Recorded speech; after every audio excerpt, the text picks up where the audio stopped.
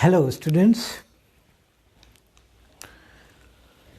Today I would like to give a brief introduction to the famous play written by Christopher Marlowe, a great and most learned university wit.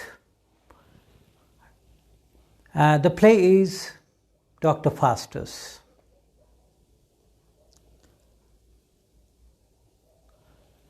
Medieval tragedy was a matter of kings and princes, royal families, and the plots of these tragedies were, confined to love affairs and wars. They were mainly concerned with the rise and fall of the royal personalities, their loss of fortune or their love affairs, these things. But Marlowe has a different, concept of tragedy or different concept of tragic hero. As you all know that Aristotle laid down certain rules for tragedies, and he said that the heroes must belong to the royal families or to high families, so that greater the status, greater the fall. But here, Marlowe changes this concept. Marlowe's hero belongs to a lower class family. Most of his heroes belong to lower class families like Jew of Malta, Dr. Faustus. These are the most popular characters by Christopher Marlowe. They possess great powers. They are powerful, no doubt. But they belong to lower class or lower status family. Marlowe's tragedy or tragic heroes do not follow the rules of classical tragedy or tragic hero laid down by Aristotle, yet Marlowe by his techniques proves what he claims. A typical Marlowean tragedy has a strong influence of Machiavelli and Renaissance spirit. Marlowe's, protagonists are always, or we can say usually, are anti-heroes. Like the central character of the Jew of Malta, another play by Christopher Marlowe. I will discuss Dr. Faustus also in this context, but the central character of another play, Jew of Malta, is also an anti-hero. He doesn't belong to a great royal family. He is not a king who possesses all the qualities of tragical Marlowean tragic hero. And that is why we take them as typical Marlowean tragedies. Both Dr. Faustus and Jew of Malta are typical Marlowean tragedies. Why? Because the characters of both these tragedies don't belong to royal families. They hail from lowly parents. Now I will discuss Dr. Faustus particularly in this lecture. The tragical history of the life and death of Dr. Faustus. This is a play, the name of the play, but generally this play is known by the name Dr. Faustus, commonly referred to simply as Dr. Faustus. This is a play by Christopher Marlowe, and this play is based on the German story Faust, very popular German story. When it was written during the Dark Ages, in which a man sells his soul to the devil. Why? For power, for experience, for pleasure, and for knowledge. So this was the Renaissance spirit, later the Renaissance people sought for power, sought for experience, knowledge, and pleasure, and these were the dreams of Victorian Machiavellian heroes, or even scholars and warriors and even common people.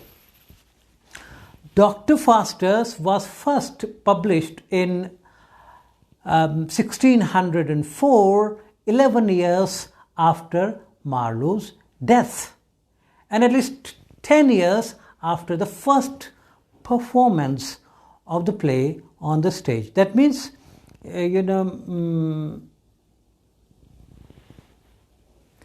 Dr. Faustus was, performed 1 year before Christopher Marlowe's death. Now you will ask me to tell something about the story. What is the story which has fascinated so many generations of people, and even in Germany it is still popular? What is there which attracts the readers or the audience? Well, let me narrate the story in brief.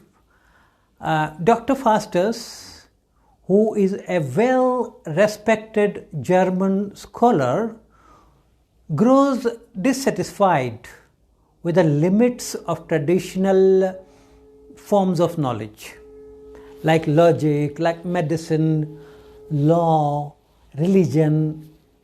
He does not like to follow or to learn these things. He doesn't want to read medicine. He doesn't want to practice law or to know religions. And he decides that he wants to learn to practice magic. He focuses upon this art. He wants to learn magic. His friends Valdez and Cornelius instruct him in the black arts, and he begins his new career as a magician by summoning up he summons up Mephistopheles, a devil. He learns black art, and then he uses the mantras to call upon Mephistopheles, who is a devil. Despite Mephistopheles' warnings about the horrors of hell, Faustus tells the devil to return to his master Lucifer. Lucifer is another name for Satan, or bad angel, who opposed God. So Faustus instructs him, orders him to return to his master Lucifer with an offer of Faustus's soul in exchange for 24 years of service from Mephistopheles. Faustus offers him his own soul in return for the services of Mephistopheles for 24 years, 24 long years. Meanwhile, Wagner, Faustus's servant, has picked up some magical ability by watching him constantly chanting some mantras or doing some actions to call upon the spirits. So Wagner, has picked up some magical ability and uses it to press a clown named Robin into his own service. So there are some comic incidents also in this play. This is not through and through a tragedy. There are comic episodes also. So I was talking about Faustus and Mephistopheles.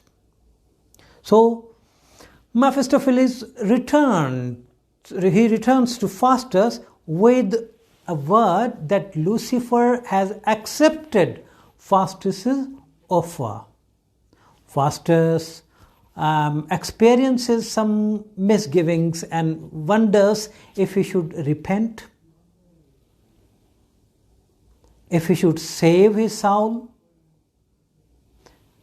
In the end, though, he agrees to the deal. He says, "Okay, I am ready to sell my soul for 24 years to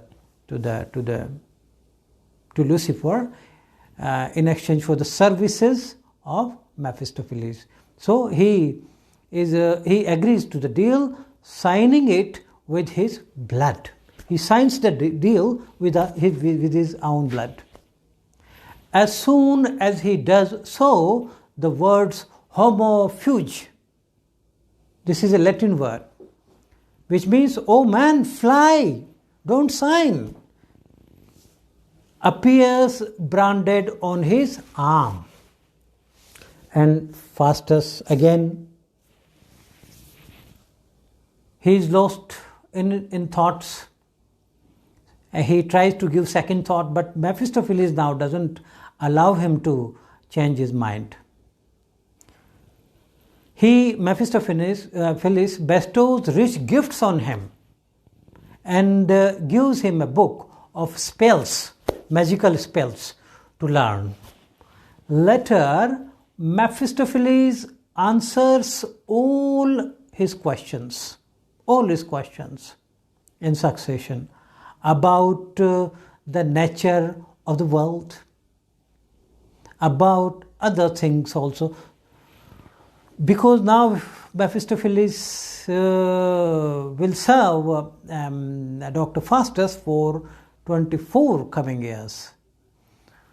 But Mephistopheles refuses to answer one question.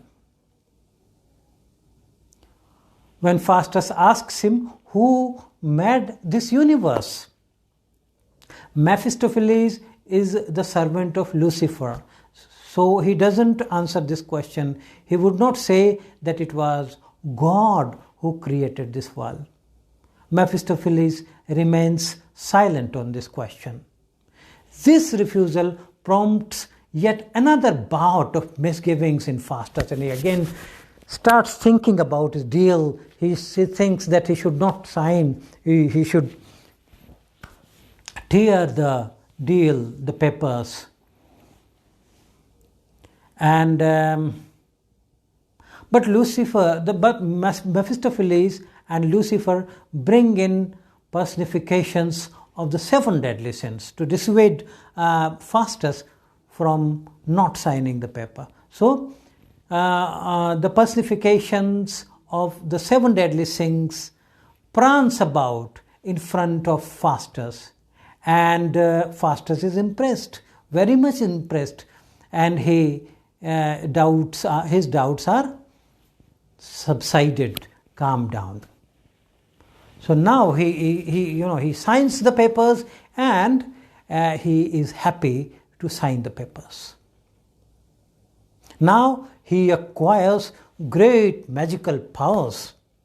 Armed with his new powers and attended by Mephistopheles, Faustus begins to travel to the new worlds, new empires, kingdoms, capitals, and he pleases kings and queens and princes, and he goes to the Pope's court in Rome and makes himself invisible and plays a series of tricks upon the Pope in Rome. So the comic episodes intermittently come in the play.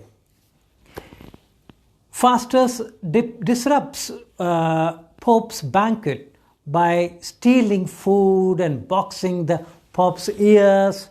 Following this incident, he travels through the courts of Europe, different courts of European capitals, with his fame spreading as he goes from one court to another court.